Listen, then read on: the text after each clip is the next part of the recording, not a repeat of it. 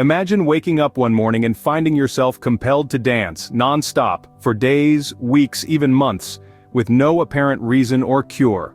Welcome to the dancing plague of 1518. In the heart of the Renaissance era, something strange and inexplicable occurred.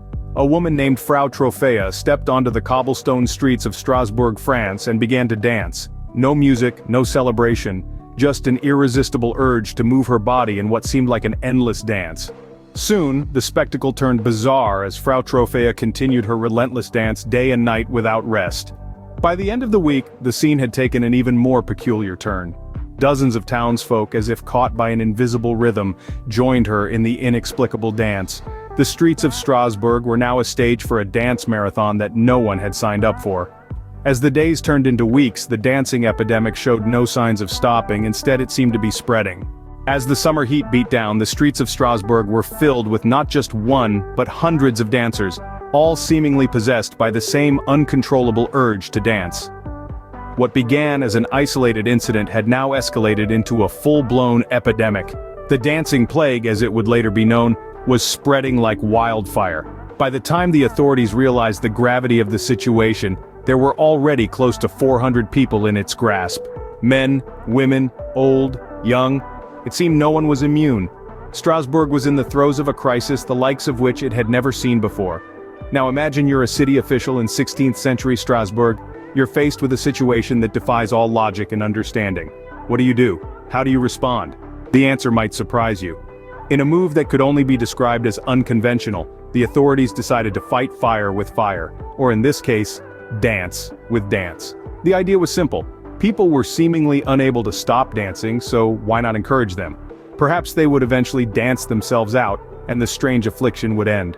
So, the city officials set about constructing bandstands and stages across the town. They hired musicians and professional dancers, transforming public spaces into makeshift dance halls. The streets of Strasbourg echoed with the sounds of lutes and tambourines, the air filled with the rhythmic stomping of feet and the swish of skirts. It was a sight to behold, an entire city dancing as if in the grip of a strange communal euphoria. But as the days turned into weeks, hope turned into despair. The dancing continued unabated. Worse still, it was taking a toll on the health of the dancers. Exhaustion, dehydration, even heart attacks were becoming common. What started as a bizarre spectacle was now a public health crisis. Yet the more they danced, the worse the situation seemed to become. The dancing plague was turning deadly. What started as a curious phenomenon was now a matter of life and death. People were literally dancing themselves to death. Imagine a dance so relentless, so unyielding that it became a dance of death. The physical toll of this dancing plague was astonishing. People danced to the point of exhaustion, their bodies succumbing to the relentless rhythm. Hearts, unprepared for such prolonged exertion, started to fail. Strokes, triggered by the extreme physical strain, began to occur. A dance that began in joy, or perhaps in madness, was turning into a dance of despair.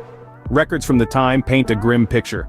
It suggested that at the peak of the epidemic, as many as 15 people a day were falling victim to this deadly dance, a grim ballet of death, playing out on the streets of Strasbourg. As the death toll rose, so did the theories. People were desperate to explain the inexplicable. Some whispered of demonic possession. They spoke of dancers as marionettes, their strings pulled by unseen demonic hands. Others saw it as divine punishment, a wrathful god forcing these sinners to dance until they dropped. The most rational minds of the time proposed more earthly causes. They spoke of stress-induced psychosis, of mass hysteria. They pointed to the harsh living conditions and the extreme levels of stress the population was under. But even these theories failed to fully explain the phenomenon. After all, why would such stress manifest itself in a deadly dance? As the theories multiplied, so did the fear. The dancing had become more than a curiosity. It was a deadly, unexplained phenomenon, a grim spectacle that no one could stop. The streets of Strasbourg were filled with dancing, dying people, and the air was thick with fear and confusion. As the death toll rose, panic set in. The dancing had to be stopped, but how? It seemed like the dancing would never end. But then, as suddenly as it had begun, the dancing started to slow. Just like a song fading out, the strains of this bizarre symphony gradually softened. One by one, people began to cease their relentless rhythm, their feet finally finding respite from the inexplicable dance. What could have prompted such a peculiar cessation? Well, there are a few theories that modern science has put forward. The first, and perhaps the most widely accepted, is the theory of mass hysteria. This is a phenomenon where a group of people bound by the same fears and anxieties start to exhibit similar physical symptoms. In the case of the dancing plague, it's thought that the extreme stress and hardship of the times may have triggered this collective outburst of dancing. Another intriguing theory is that of ergot poisoning, a condition caused by ingesting rye bread infected with a certain type of fungus.